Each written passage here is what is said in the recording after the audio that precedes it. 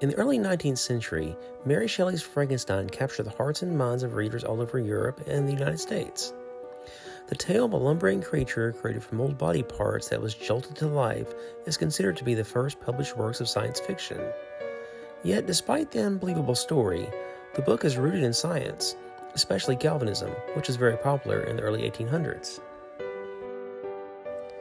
During that time, scientists and doctors experimented on bulls, pigs, and other animals. But when Frankenstein became popular in America, some in the medical field wanted to experiment with not just animals, but humans too. But those wanting to perform the test ran into a roadblock.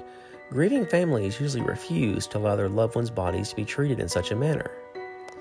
However, unrelenting doctors found a way to conduct their unholy experiments with very little pushback. If a man sentenced to death agreed to have his body used for the trials after he died, the sheriff would turn the body over to medical personnel after the convict was hanged and pronounced dead.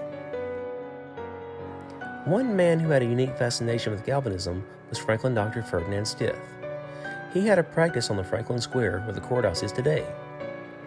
Dr. Stith was widely respected and was also a founding member of the Medical Society of Tennessee.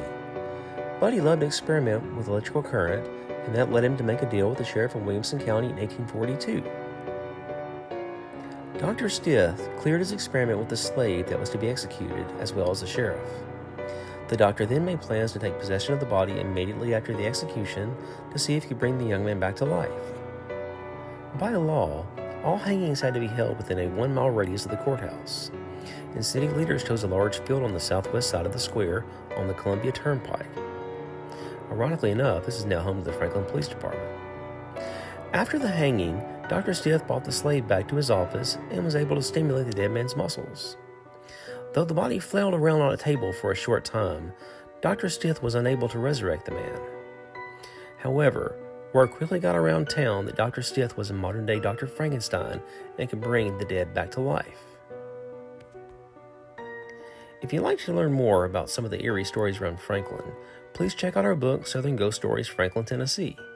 Also, be sure to like the video and subscribe to our YouTube account.